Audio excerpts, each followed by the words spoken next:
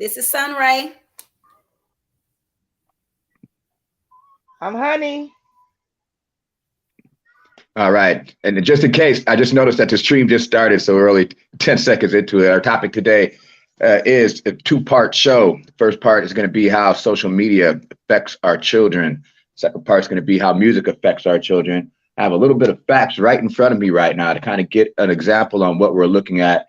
This is according to clevelandclinic.org on what website is this? Health Essentials, on their Health Essential website. And so they said most social media apps require users to be at least 13 years old, but in recent polls, parents shared that 50% of children 10 to 12 years old and 33% of children 7 to 9 years old use social media apps. They advise if your child is currently on social media, they have been asking to join. It's important to talk to them about what social media is and what rules you have for it and how it doesn't always show an accurate picture of someone's life. I have a 9-year-old, and I had to take a couple things off her phone. I don't like Snapchat, right?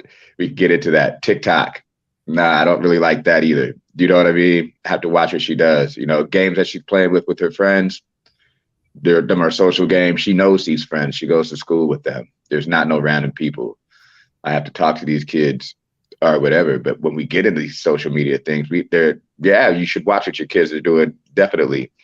Because we have dangerous trends on social media as well as predatory people. When you get into something like Snapchat, the messages disappear minutes after you open them up. So how do you monitor that as a parent, right? Further into this discussion on impact of children, is saying they get the problematic behaviors are shown: increased irritability, increased anxiety, lack of self-esteem. This is a result of cyberbullying, online predators, sharing too much information, false marketing, and dangerous and viral trends. I had to get I call it technology detox with my kid because she wouldn't put her phone down. She wouldn't eat. She wouldn't wash up. She wouldn't brush her hair. It was like she was on drugs. so I said, hey, this is problematic when it comes into addictive behaviors. And just like anything else, like I was a kid in the 80s. A lot of us just got sat in front of the TV back then. And the TVs raised us. Yeah. Maybe thinking about the crazy stuff that we would be doing, jumping off of stuff and everything back then. But we have that same equivalent on what it is today. And I'm not going to sit back and say social media and being online is to blame for the problems that we see in our kids. But I will say we should really examine the time that we're spending with our kids and what we're teaching them and whether or not we're letting a cell phone or a TV like they did us back in the 80s raise our kids. So I could pass the mic on that. That's what I gathered from me looking at this information. Well, I will say this, that the level of indoctrination, as far as like a lot of these different things that we might even have mentioned it before too, like with the whole pressing issue of the gay and trans and things like that. And you see them on TV and they're trying to normalize to behave as if black folks ain't Israelites or whatever. There's a million different ones that you could come up with. That the indoctrination, as far as the TV is concerned, when we were kids, it's nowhere near the level that it is today. I think that they really stepped up their game as far as trying to indoctrinate these different ideologies into our children, as opposed to what we had been exposed to when we were kids. Well, I think that it definitely music definitely has an effect on the children. If we think about music over time, music has been used for so many different purposes. Like when people were marching into war in ancient times, they would march to the set of drums going into battle. So it was like a cadence that they were walking to. Music has been used over time to give certain messages. If you think about it, music has been used in times of grief, love. So music is an integral part of every civilization. So when we think about our kids and what they're listening to and what they're exposed to, of course, music is being used as a tool to influence our children. And of course, our children are influenced off of it, and they are basing a lot of things that they are learning from music to they incorporating into their lifestyles. That's why we have to be mindful of what we are allowing our kids to listen to. If you sit up and you know that your child is like listening to drill music, and we know that drill music can be real harsh. It teaches a lot about the messages are, kill or be killed. And if a child is sitting up and that's what they listening to all day, every day, sooner or later they're gonna develop the same mentality. I mean, it's essentially if you listen to something for so long, you can start to believe it. The brainwash effect. So yeah. Well, excuse me, guys. I agree with all of you, really. TV did raise us. I was born in the 70s, but by the time I was in front of the TV, it was the 80s. And but we had very positive role models as far as TV went back then. Right. I remember with I Love Lucy. Lucy and Dancy didn't even sleep in the same bed. Sure didn't. You understand what I'm saying? And with Cliff and Claire Huxtable, they slept in the same bed, but they just cuddled. You know what I'm saying? He kissed her. They might have kissed on the forehead or a peck, but it was no type of passion and none of the stuff. You know what I'm saying? We had to wait till like 10:30, 11 o'clock at night and catch Benny Hill to see anything racy. You know what so it wasn't like that for us. So now, but just like what Marcus is saying though, like I said, we saw Cliff and Claire, we saw Lucy and Daisy, George and Wheezy. You know what I'm saying? Positivity. Yeah, even Archie and Edith Bunker, like, we saw families. Today, these, every show, the family is cutthroat. Yeah. There's some heterosexual sex, there's some homosexual sex in every show. Every show. You know what I'm saying? Like, we didn't grow up seeing those visuals. So I think that like our children are being hyper stimulated at an early age. Yeah. Absolutely. And even with the music, I remember when I was young, we had rap, but we was doing the double dutch bust, and it was that type of stuff. It wasn't I didn't start hearing gangster rap until the late 80s, right? And it still brought a change in our generation, because I remember everybody was able to play together. Then we got that gangster rap going. Now we doing drive-by. Now we doing carjacking, because this is what they saying is cool. And when you watch Menace to Society and Boys in the Hood, this is what you're seeing. You understand what I'm saying? It's been a whole shift in what we're seeing. Absolutely. Yeah, I can definitely back that up, because I love hip hop. I love music. I'm a music nerd. You know what I mean? And me looking at the timeline of all of this, when I first started buying rap tapes and stuff, I was like 8. This is 1988, 1987, 1986. I'm a kid. You know what I mean? Them artists consist of Public Enemy and Biz Markie and Boogie Down Productions. Yeah. And none of these people are going to tell me to disrespect my woman. And none of these people are going to tell me to go out and sleep with my brother's wife, or kill him, to take everything that he has, his children too.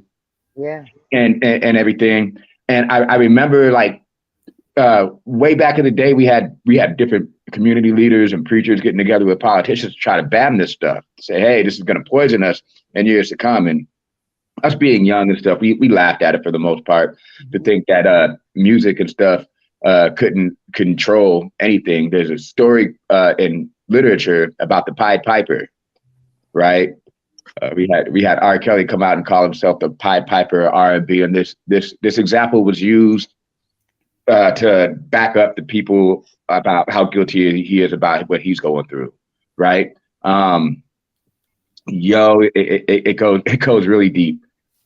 On social media, I ran into these small little messages and all the madness that showed me some things. I believe it was I think it was Carl Thomas was sitting down talking. He said, I wrote many, many love songs, but they're not going to have me sing them. They'll have the white kid go out there and sing them, but they're not going to have me sing them. They can't have the image of me coming out here and singing songs about loving each other right, and raising our family and being there for one another, because that's not what's marketing right now. The narrative they With want. the narrative that's being marketed is for us to do the total opposite. So all of this is done by design, and for what? How do we remedy? Do we just shut the shit off? And I'm gonna say it like that because I'm upset by it.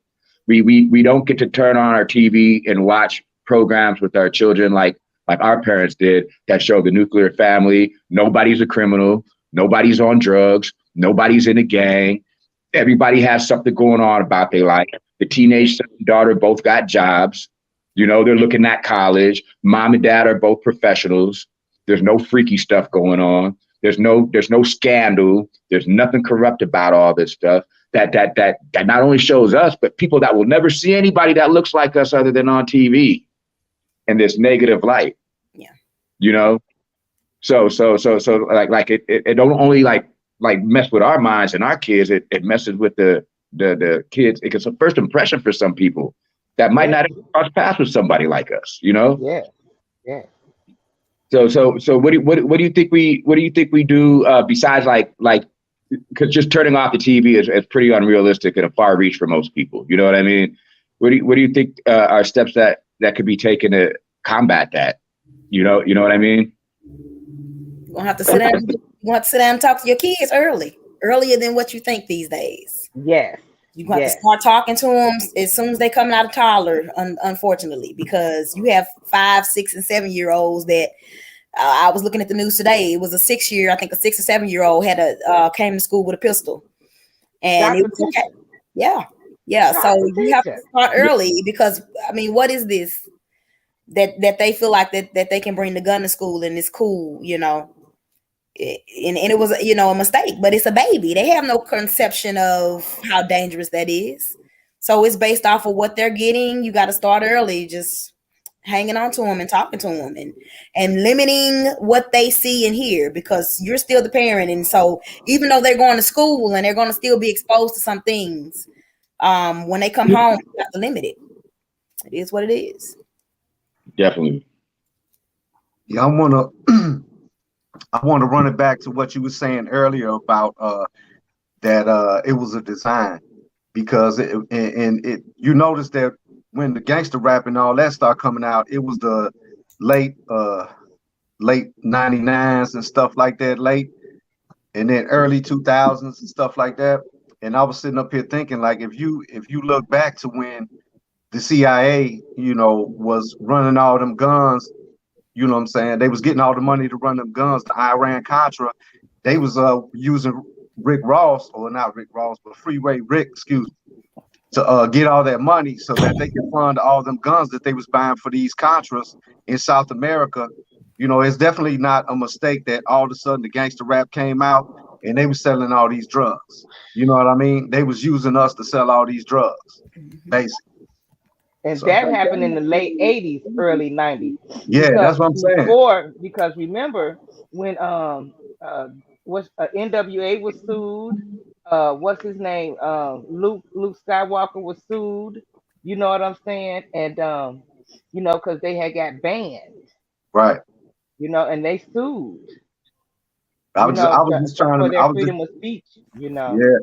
I was just trying to make the point that, like he said, that it was definitely a design involved with it. This is not something that just happened. All of a sudden, all this gangster rap music come out, and they trying to move all this weight as far as this cocaine and all this is concerned, so that they could buy these guns for these rebels in South America, in a country that some of us probably couldn't even find on the map.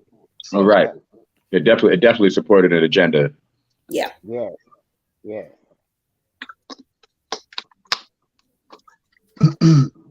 But what I think about music, and people like to debunk, we know that certain elements of childbearing and comes along in the home, and then people try to say, well, it's up to the parents. Yeah, that's the truth, but the messages that are sent out there are also going to influence our kids and how they are receptive to things like peer pressure, societal norms, depression, anger management.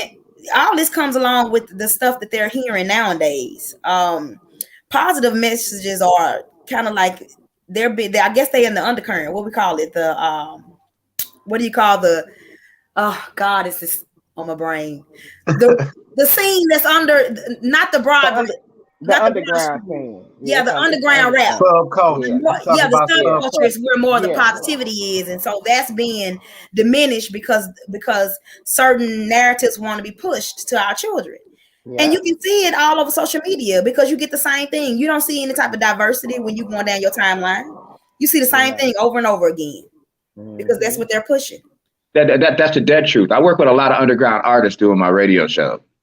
And one of the first things that you'll hear as an artist, if you're out there and you got good positive music, because I went through this years ago when I used to do the little rap showcases and do the shows and stuff. And like I said, what got me influenced into hip hop and stuff was the artist that I named earlier. Back in my day, I guess I'm old as hell now, right? But back in the day, you had to be able to have lyrical content. You had to be talking about something. There wasn't just catchy little five sentence uh, chorus that you could say over and over again throughout the song, And so the promoter and your publicist and everything will pull you aside and say, "Hey, you're really good at what you're saying, buddy, but that's not going to sell right now. But you need to spice it up a little bit because the people want to hear X, Y, Z. And if you turn on the music, you'll see what the people want to hear. They don't want to hear nothing about this brother's in love with this girl he see every single day on his way to and from work, and he's just trying to build up the courage to ask her name, right? They're not. They don't want to hear us sing songs about how happy we are about an unexpected pregnancy. So we're going to do what we can do to bring this baby into the world with some type of stability and prosperity. They push the total opposite. So I was listening to these brothers talking, and back in those days, like, they made fun of people who did drugs.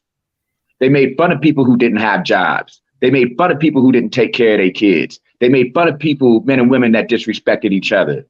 And the music industry today is a parody of what that was back in the day, because everything that the hip hop community made fun of is they're promoting it now. Yeah, hey.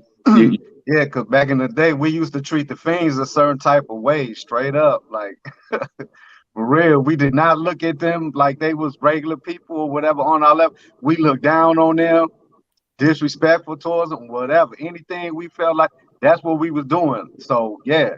But it's glorified. It's glorified through different. It's glorified. Like, drug use has been glorified for so long. Like, people don't even believe that they're on drugs anymore. Like, people that do cocaine, for instance, they don't think that it's like they're crack on crack. They feel like it's a different substance. Like, they feel like that they're doing something that's hip and popular, and that they're not. It's the same thing. It's just a different form. It's the same. It's the same base. So. Right. It's like and stuff like that is pushed through music. Like, they glorify stuff. That's why you still hear about people that, like, through the music with the we can chronicle it through healthcare with the sipping on the scissor. Look how that took off. And it impacted the industry so much and impacted our kids and our families so much to the point where now it's being regulated to the point now where doctors don't even prescribe it no more. So now it's like it's in wholesale commodity. It costs so much money to get because it's not prescribed, because they are limiting the usage. And if you start prescribing it, then they start investigating you. Are you selling it? Are you aiding in drug trafficking? Right. So, but it's a multi-million-dollar industry though. And they realized the effects on the youth and the music. What we started hearing it, like, starting up. I think I first heard it through the music coming out of Memphis. Not targeting anybody, because that was close to me being in Mississippi, so we listened to a lot of Memphis rap. And I remember the song "Sipping on the Scissor," and so it was glorified back then. I mean, but that was our jam. I mean, but it was glorifying, and then it went from there to other songs, and that's all you heard about for like an era. Seemed like everybody was doing it. And for a while, you wouldn't have even thought if it was anything bad. But as we age with it, you started seeing the effects of it on people, and the effects on it on health and everything. It's just like with fentanyl. You hear people talking about doing it in music. It's becoming a thing in society, but now our children are dropping dead behind it. And so that's when it becomes a problem, when you start noticing that your children and your family are dying off. Like, why is this a thing? Why is it not being chronicled more, but it's being pushed through the music? Why is that being a forefront of our society, those type of messages, and we're still allowing it? Well, then if we're glorifying drug addicts, then we're saying it's socially acceptable through that glorification to be a drug addict. Mm-hmm. And everybody should try it because look at these guys, they're successful, right? So that's a self-destructive behavior. So the industry wants to promote drug use, alcohol use in excess, gun violence, and hypersexual activity. Mm-hmm. When we look at our young men and our young women who are getting into the industry versus the young men and the young women in the industry back during the days when Queen Latifah was into her Africa medallion phase, right? Because we have different stages of Queen Latifah. Right. We have Sister Isis from the X Clan, if you go that deep in hip hop. And like Black culture and the royalty of us as a people and the highest form of our higher self was pushed forward to the forefront. But now we have criminals and sex workers and drug addicts and bums glorifying this not only on social media, but into music, which ties hand in hand, because on social media, you could go meet these artists or somebody who says that they're them. And this continues to go on. And everything that I see, right, because I sit back and I look and I watch a lot, right, to make sure I'm not tripping on when I see this stuff. But when we look at the crime rate and the amount of crimes in our cities, if I use Minneapolis for an example, I'm familiar with that community and saw how it's changed over the last 10 years, right? The music has always told us what's going on in the streets, but I also believe that the music also gave the next generation of the streets direction. You know what I mean? And it's a damn shame, because unless we start loving each other, we're going to continue on this path of self-destruction. That song "Self-Destruction" came out some 30 years ago, I think. And back all the time ago, they told us we were headed for self-destruction. And I'm pretty convinced that that's where we're at now. We're at self-destruction now. You know what I mean? And it's evident whether we look at social media, some of the stuff that we glorify. I could tell somebody a good word and 5 people will like it, 1,000 people will see it. And somebody could be on there, a couple people could be on there beating the hell out of each other. And that's going to get the thousands of views and likes and laughs and all that stuff. And we got to ask ourselves, are we that miserable of a people? You know what I mean? Like really, when we want to be real about that. As far as people that's putting their foot into the industry, I really think that entertainment wise, especially us, like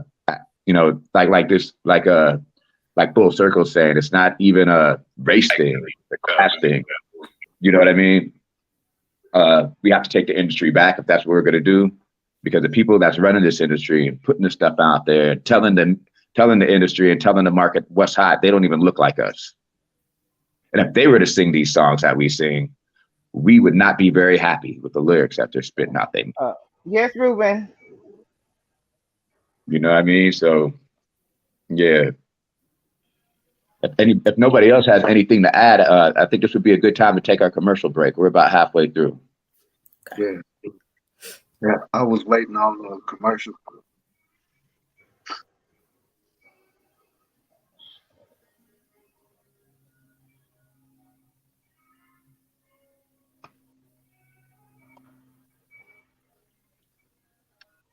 Okay.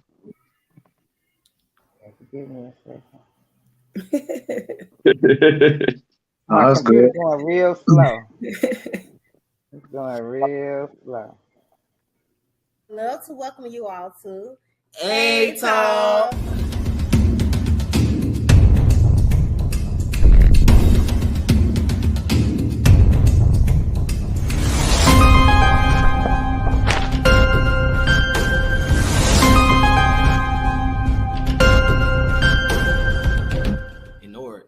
plant. All this stuff gets pushed to the side and it's crazy, but we will talk about it because we have to have an A talk about it. Yeah. How you feel about the government response to this? I mean, the city and the state, they have responded by giving bottles of water, but that's not enough. There's so much more that could be getting done.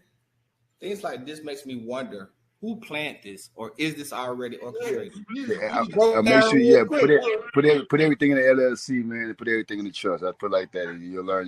When you learn to put yourself in the trust and the LLC, you'll learn that that's how the white people live. That's how the white people file bankruptcy. How the white people keep getting loans. How Donald Trump became a billionaire. He filed bankruptcy on everything he did because they couldn't sue him because he owned LLC and on the trust. Simple as that.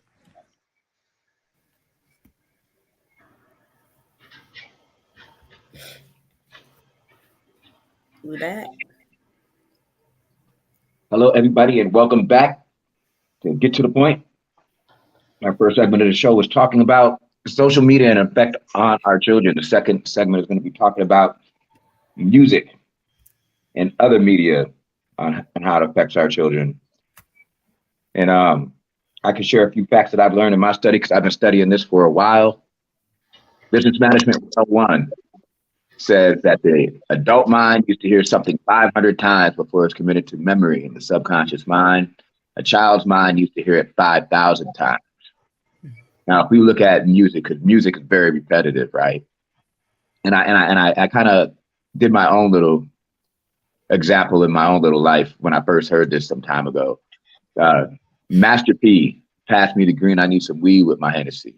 He says that over and over again in that 4.5 minutes, probably about 80 times.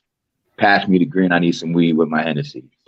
So over time, I noticed that if I take a shot of Hennessy, I really want to smoke some weed. If I take a shot of Hennessy, I had this overwhelming urge to smoke some weed with it. You know what I mean? Hennessy and weed taste good together, right?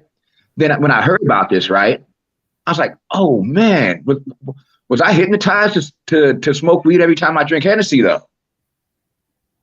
Was my subconscious mind programmed that I need some weed with my Hennessy? It's quite possible. It's quite possible. I listened to that song all day in the spot back in 1997. That we had a tape player. That tape was stuck in. All it did was play that tape in reverse, back and forth. Right? So Ghetto Dope was playing in the spot, so that played over and over again.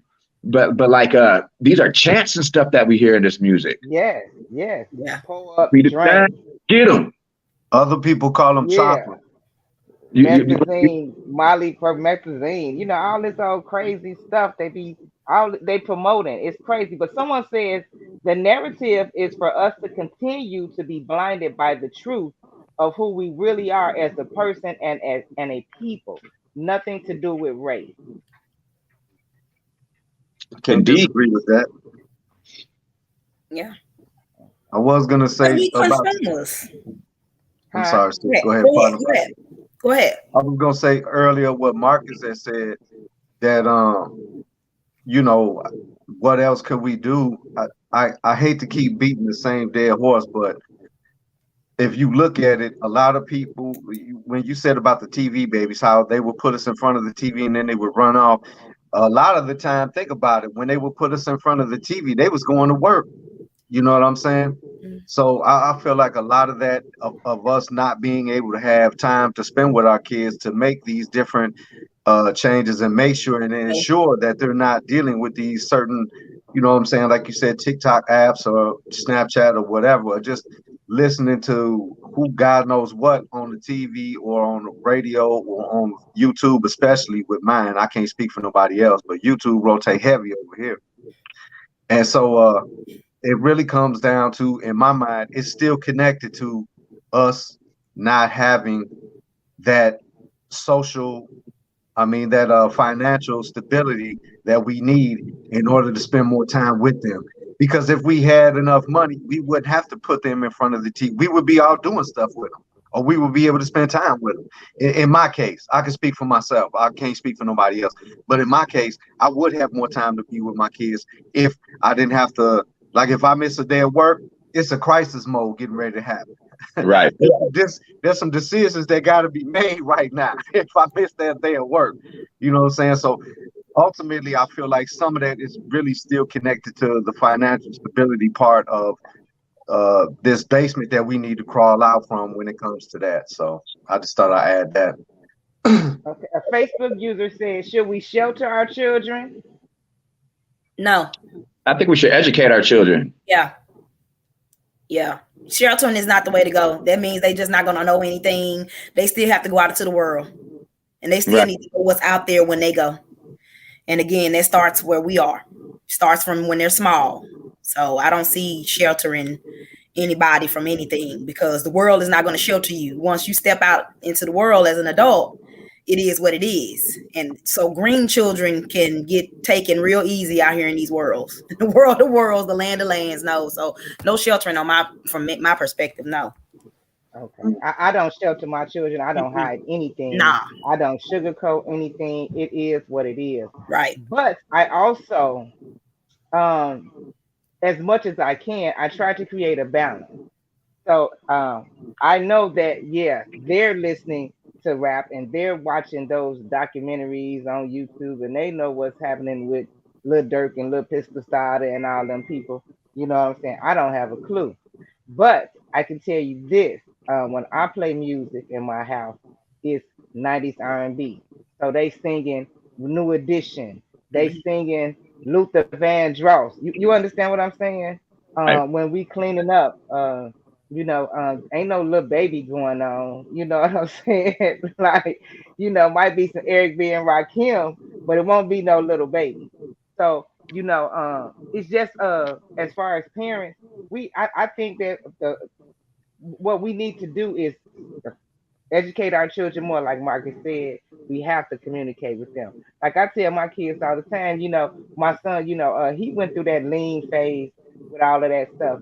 And I showed him, like, man, half of these people that you following that saying they using this stuff ain't even using this stuff. They just saying it to y'all. These people is married with families and all type of stuff. Right. Y'all letting this music fool y'all into thinking that these people living a life that they don't even live. In Future, they had a whole article on him. He was scared to tell his fans that he had stopped using promethazine and them pills and stuff, and because he didn't want his following to decrease. Right. I was just about to say with that. I can't lie. I grew up on gangster rap. I like gangster rap still. I still listen to gangster rap. I'm not going to be hypocritical and say I don't, because I put me some good gangster rap. Most of the new age stuff, I don't know, because I can't understand a lot of what they saying. So I can't, I can't get into a lot of it. But I do listen to certain artists. I do. I Saturday morning, if I'm in the mood for gangster rap or rap in general, I mix it all up. But I have a son. I'm aware of the things that's going on with Black men. And so as much as I listen to certain things, as much as I'm gonna sit down with my child and I'm gonna educate him on what we listening to, because I know he's still gonna experience the same things when he go to school or when he's hanging with his friends. Their parents aren't me.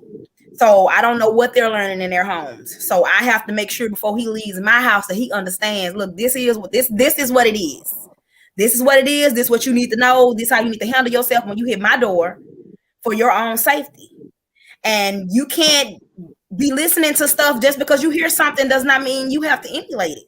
You have to be stronger than it. We can listen to anything, but that's what they want you to do. You do not have to be that person. And so you have to, like Marcus said, you got to hone that. They're going to be like, Mama, I know. I don't want to hear this no more. I didn't heard this. I've already heard this. Okay. But I'm going to say it again because you have to put that into your children's head as much as what they're hearing. You have to be, I guess, the devil on the shoulder and the angel. You have to be the angel doing the encouraging and helping along with your child's mental development. Okay. N-Base Savage said, rap music targets impoverished communities. It's relatable so people get into it. We reject other toxic music like depressing country or raising rock, but looking at music artists are very toxic. They are. I don't reject it. Not from rock, because rock music can be is just as detrimental as gangster rap. It speaks about death, suicide, and drugs too. It's just Yeah. on another spectrum from gangster rap. Those are two different types of music, but they hold the same impact for our children, black and white. I want to challenge anybody, right, on your own time. Look up the lyrics to these songs and this music that you listen to. Your favorite song that come on the radio, your whole car get hype, even the baby in the car seat, right? Read those lyrics. Just no music behind it. Right? All right. Then imagine one of these Confederate white folks saying that stuff. Right. I did this once, right? I listened to some of this drill music, right? You know what I'm saying? All that, my nigga, yeah, all that stuff, right? I imagined the white guy singing it, right? And then I remembered all the killer nigga songs that they had 100 years ago, when they would dress up in blackface and entertain each other, emulating us. Yeah, that's true. And like I'm gonna go there, right? This music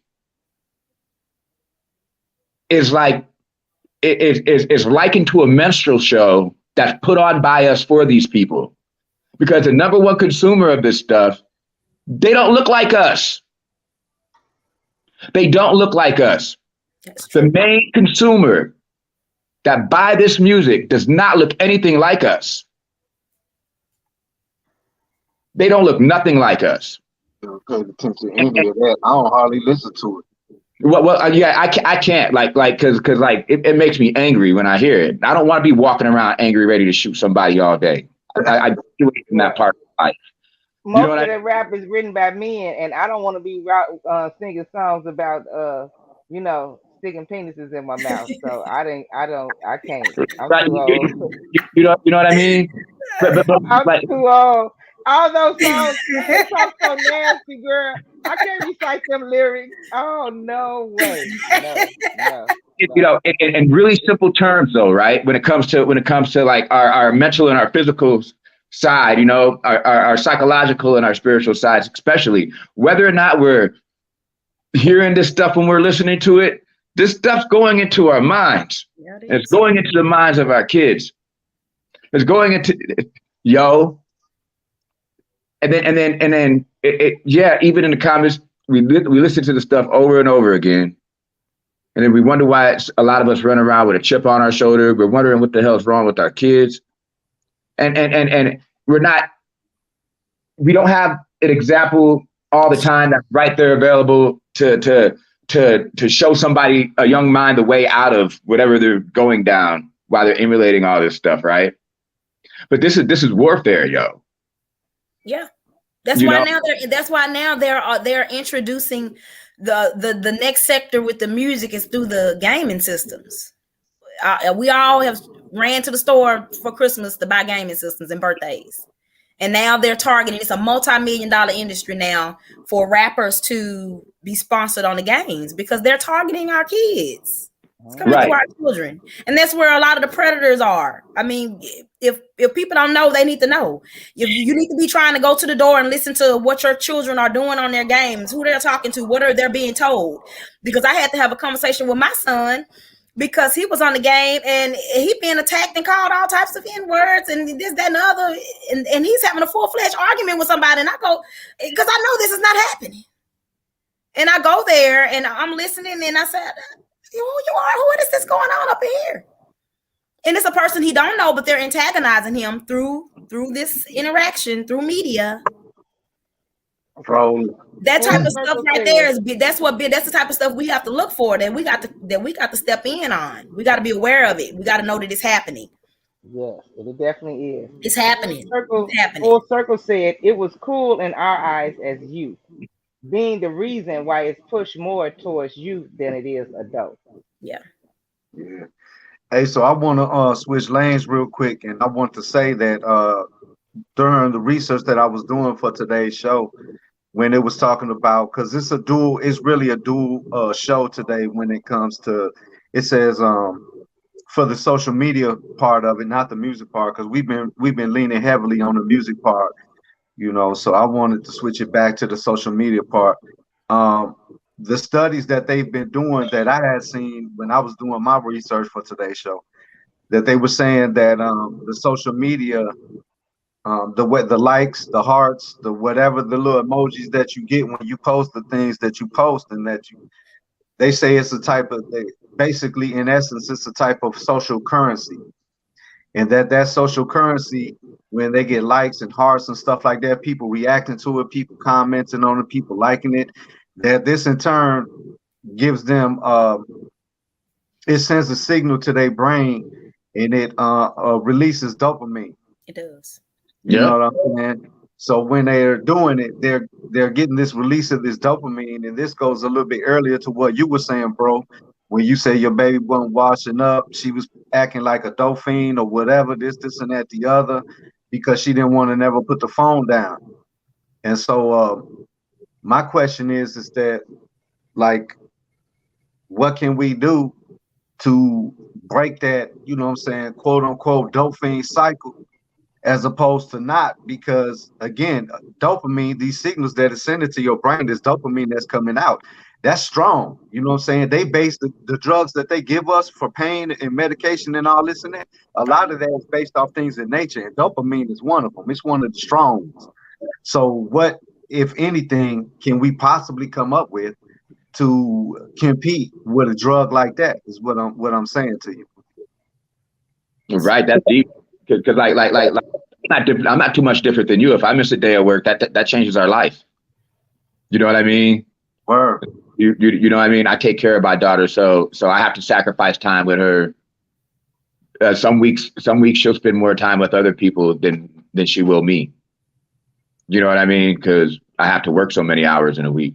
Right. You know, and stuff. So like I might not see her for 14 hours out of the day. After she goes to school in the morning, I'll come home to put her to bed sometimes. You know what I mean? And yeah, that would leave me. I had to do that for a long time. I popped my head back up to get to know my kid again when the hours and work slowed down. And I had to do a whole lot of deprogramming. She's telling me how she believes everything she saw on YouTube. But well, she's 5 and 6 years old at the time. Oh, okay. Well, I'm at her. Nobody's watching this stuff with her to explain to her young mind, like, hey, you know what? This is like the movies. You know, this is like TV. All this stuff ain't real and everything. And so, like, I had to prove it to her and stuff. She felt like she was smart and she learned something, though. It was cute in a way. But that's dangerous though, because like left to my baby self. This she came up with on her own. You know what I mean? So this is a really hard task for parents like us, where we gotta work full time and everything, and we gotta plant really deep seeds in our kids so that they make the best judgment possible from where they're at in life when they're really, not around. I mean, really, I don't mean pardon the body, bro. Really, that's why I'm asking, because I'm going through the same demonstration too with my 7-year-old, because like I said, sometimes when I'm telling him stuff, he's telling me the same thing that you telling me that you was getting from your daughter. Like, that's what I'm like, no. So I'm trying to come up with these different things. So really, this is me fishing, because I'm in the process of doing it right now, but that doesn't mean I'm not open for suggestion, because in fact that I am open for suggestion when it comes to a lot of things, points of view, anything and everything is on the table with me. You know what I'm saying? So that's why I'm asking the panel, and hopefully we maybe get some feedback from the people that's watching, because like I said, I'm generally interested in how other people feel about this, and what's the way that they're actually, you know what I'm saying, going about this to change that situation that some of us find ourselves in. It's gonna be tough for people that don't have a lot, because I mean, the only way to combat it is, like you said, if it's dopamine, that means you're gonna have to put something into your child's brain. It's gonna tap into those receptors and give them those same endorphin release. Yeah. I mean, they're gonna have to get something that they like just as much as hanging out on social media all day. Yeah. If it's nothing that's gonna break that cycle, then it's gonna be rough to try to get to a child. And even with y'all having younger children, like you and Marcus was saying, they believe everything that goes into the preteen years. Because my child was watching YouTube and he was arguing me up and down about people's lives and all the people like these social media influencers that just came up on YouTube. And because he wanted me to buy him a $2,000 game system. so that he can get ready to get him when you. And I'm like, these people, you gonna do all this, you gotta put in work. I mean, that's a lot of money. And Right. they got these the Lamborghini, and he driving a Ferrari, mama. And no, you don't understand. They living in the mansion, and I was like, boy, if you don't go sit down, and I mean, it's there, and it was only from like several months of watching certain families do certain things, outlandish things, and it took off, and it takes off with our generation, and it was children. It's not adults watching this stuff, watching other people's lives and stuff. I was like, why are you so? It's like you drawn out, but people do it. They watch your life. People MB Savage said, we're used to hearing it. It just finally sounds different. He said James Brown still celebrated today, and it's not like people condemned him while he was using drugs. Yeah. No, we just laughed at him. Oh man, the pictures of him sweating like that. I mean, yeah, we just laughed at him. Heavy rolling. Hey, let me stay on task before because I got this right in front of me. If you go to your Android or iPhone, right, and you say your kid has a tablet or a cell phone, right, you type in parental control apps. I Googled it on my computer, and 42 different apps came up that you could use. The first one is Google Family Link. There's another one, FamiSafe, Location Tracker, and all that stuff. Guardian Parent app. These ones will link your phone to your kids' phones. You can set the amount of time that they get a day to be on these different social media apps. So if they only get an hour a day on the cell phone time, then boom, none of their apps will work. You know what I'm saying? So I had to do that with my kid. You know what I mean? I use the Family Link because it comes with my Google account. So, my kid can't do a whole bunch of phone time. You get 1 hour a day. You know what I mean? And then there's plenty of stuff around this house to do. Like you can start by cleaning up after yourself. That's right. That's right. Yeah. I take the phone. Give it here. You're growing up. I'm telling you, it's a struggle. It's a struggle. Right now, that's one of my biggest challenges as a parent is a phone. Being able to access what he want to access when he want to access it. You take the phone so that they can go to school. It's an attitude. It's a lot. But it's something that's there. You can't be your child's friend. You have to be the guy. It's time for that. It's time for it. And, I think about sometimes, if I take the phone and he needs it, I like the idea what you said about the limiting the time. That means if you send your child to school or with their phone, you can have that where when they're at school, they can't access media and be inattentive to class. Because that's one of the things that's a problem too. A lot of teachers will say, well, the child was on the cell phone. They had to confiscate the cell phone. So it's just a lot of things we didn't have to deal with that we're dealing with now because we didn't have those things. We didn't have cell phones back in the days. I got my first cell phone, I believe, when I was 20 years old. Everybody around me had one, and I still didn't have one. But I didn't need it because everybody else had one. So I would just use my friends. What I got the bill for?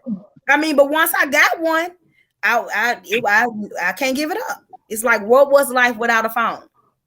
I don't know, because I had a brick back in the day. I needed that brick. You know what I'm saying? Like, yeah, exactly. So we just got. I don't know. It's how did we get? There was so many messages on the news, the TV. Say no to drugs. Just they had different. They don't do. Why don't do that anymore? They don't. What's the deal? That goes back to targets, narratives. I feel like and the more back in the day, they don't do none of that no more. Mm-hmm. Yeah, I get that too, but at the same time, they was using that. I feel like in my eyes, I felt like a lot of them messages that they were sending out back in the day was using it to target people, like Hispanics and blacks. They was using that to target us, to some of them. It's like they was using that to alienate us from other people, make other people scared of us and look at us a certain type of way because drugs was more prevalent in our neighborhoods than not. You know what I mean? I see that narrative. So, I get what you're saying about that, but at the same time, I felt like that was a big part of alienation when I was younger and I was doing it. I was doing it because we needed clothes. I wasn't doing it to, you know what I'm saying, turn out some kids or whatever. That was a big thing too. They would say, they would always say selling crack to the kids and all this and that. Kids ain't had no money to buy no crack. Yeah. Kids did not have no money to buy nothing called no crack. You know what I'm saying? But they used them narratives to push it to make people look at us and be scared of people that was like us. So there would be a division. You know what I mean? Heard about that, because when you used to look at different commercials and stuff like that with that type of stuff, you will see a lot of crime-driven commercials where they showing a lot of crime activity or arrests and stuff like that, and then right after that, you will have those type of messages. So I can remember that being like that. That's what I'm saying. Correlation on it. Yeah. And now it's different. They don't want to send out that same signal no more because they legalized marijuana. And right now, like, it's a lot of people that's growing marijuana, selling marijuana and stuff like that, but they don't necessarily look like me or you. These people, like, for instance, in the where I stay at, it's a Scandinavian company that came and bought this old shut down bank. You know what I'm saying? Because even though it's legal or whatever, this and that, the other, they still can't put their money in no bank. So a Scandinavian company came out here and bought this old bank.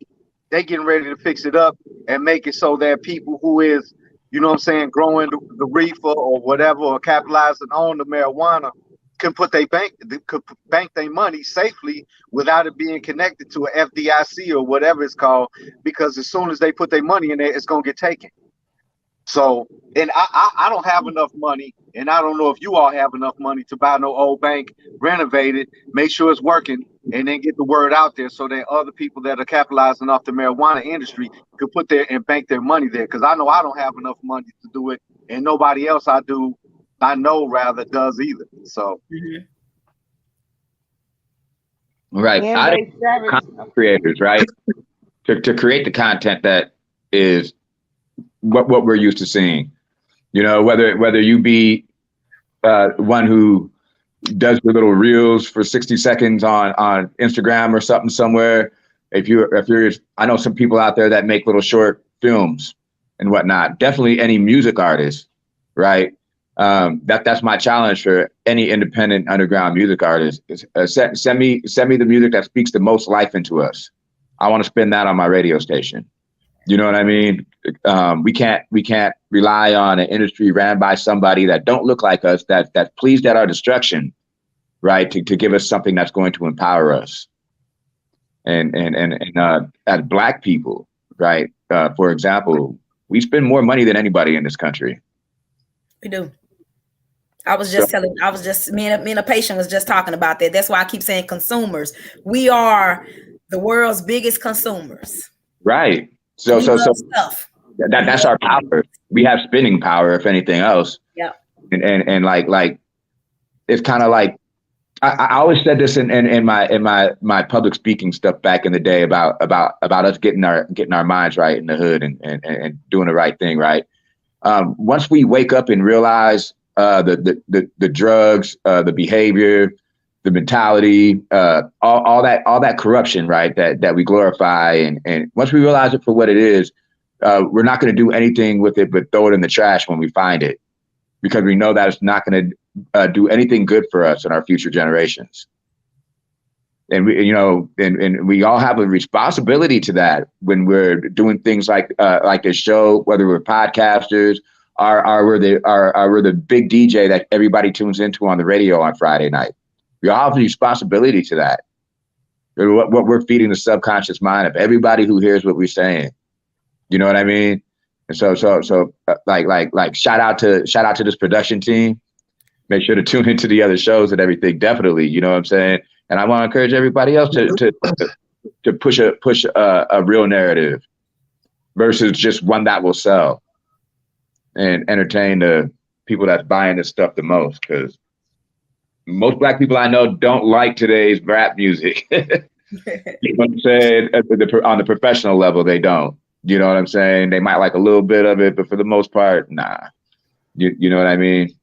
So that's really all I got for that. We got about 5 minutes left. I would like to leave a thought for the people. Okay, hold on. 1,000 parts. Can we run this commercial before we give our final thoughts? Go ahead. All right, thank you.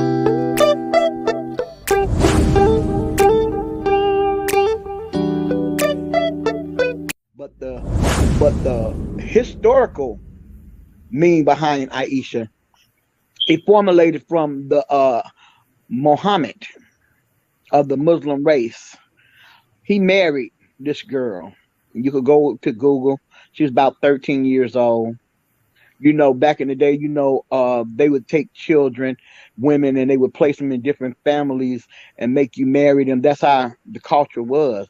So, as 13 years old, some of the Bible, some of the history says 13, but some of the history say 9.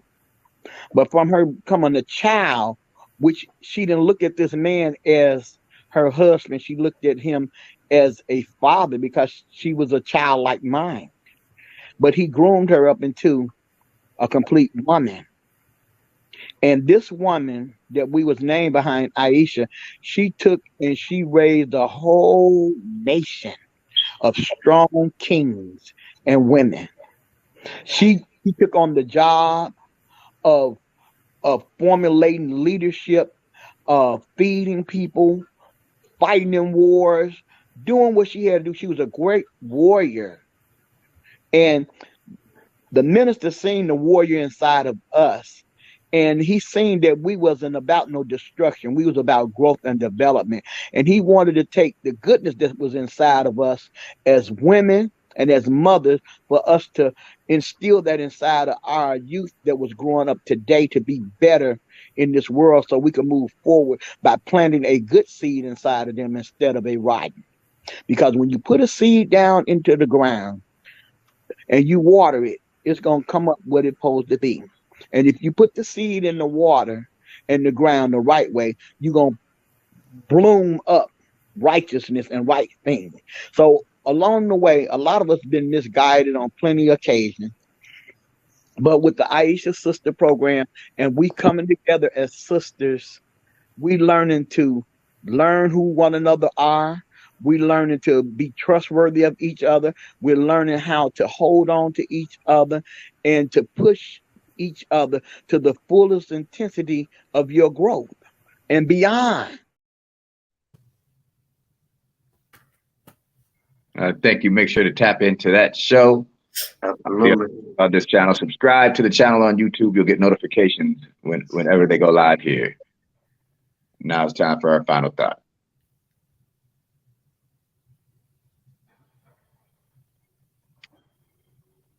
I just wanted to leave a word thought for parents that's got children growing up, teenagers and stuff like that, and we allow our children to partake of social media and the streams of media that like music and stuff like that, television that our children are into. One of them being the things like TikTok and stuff like that. The companies behind the production and the development of these entities a lot of times don't even allow their own children to access the media. TikTok comes from China. The Chinese don't even allow stuff like that to stream in their airways media. If you try, they arrest those people. They take their businesses and do away with them. So why are we allowing it when they won't? And their economy for their leaders and stuff like that is booming. They have stuff in place for their children to make sure that their children are excelling in all accesses of life, and they make sure that they feed that through their media, the stuff that they want for their kids. So when are we gonna get together and demand that for ours, or like we're doing now, get things in place to educate each other more, invest in our own, like Marcus has a radio station, the TV plus TV productions. We need more of that. Agreed. Definitely agreed. I believe that's a remedy myself. Mm-hmm. Well, I totally agree. We definitely have to do some moderation and some limitations with these children. My computer is lagging, so I'm gonna keep it short. But I definitely agree. As parents, we definitely have to give our children some other options. And this concludes our show for tonight. So basically, we're just going to hang out until our technical difficulties go ahead and let us exit the show. I want to thank everybody on the panel and everybody in the comments that had something to contribute to this talk. This is a talk that we should actually have more often. at home, especially at work, on the bus, at church, wherever you be at. So go ahead and have this conversation, because once the mentality changes in the people, what we accept out of the rest of the society changes as well. Yeah. When you see stuff with your children, point it out, educate them. Don't hide. Let them know what's up. Or you could just play sipping on some scissor. Yeah. Oh, I'm just It is what it is. But you gotta let them know on every angle. I had one artist sent me some music, and in the first line he says, yeah, I crush perks, yeah, I drink lean, and I just turned the shit off. I couldn't go no more. Go ahead. Some stuff I just can't get into. It depends on what's on the song, though.